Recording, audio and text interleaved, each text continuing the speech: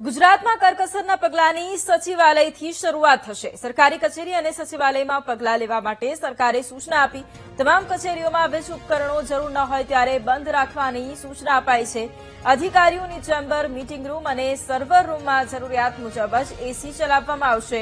દિવસ દરમિયાન કુદરતી પ્રકાશનો વધુ ઉપયોગ કરવા માટે સૂચના આપવામાં આવી।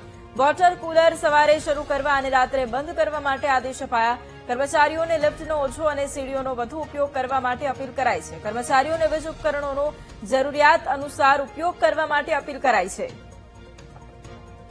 અને આ જ મુદ્દે સંવાદદાતા મેહુલ ફોન લાઈન પર છે। મેહુલ, હવે રાજ્ય સરકાર દ્વારા એક મોટો નિર્ણય અને સચિવાલયમાં ખાસ પગલાં લેવા માટે સરકારે સૂચના આપી છે, શું જાણકારી? વૈભવી, બિલકુલથી વાત કરવામાં આવે તો જે કરકસરના પગલાં લેવામાં આવી રહ્યા છે વાહનોના સંદર્ભમાં અને ઇંધણ ખર્ચ કરવાના સંદર્ભમાં, તે જ રીતે હવે સરકારી કચેરીઓ જેમાં સચિવાલયનો પણ સમાવેશ થાય છે ત્યાં પણ આ પગલાં લેવા જરૂરી બનશે।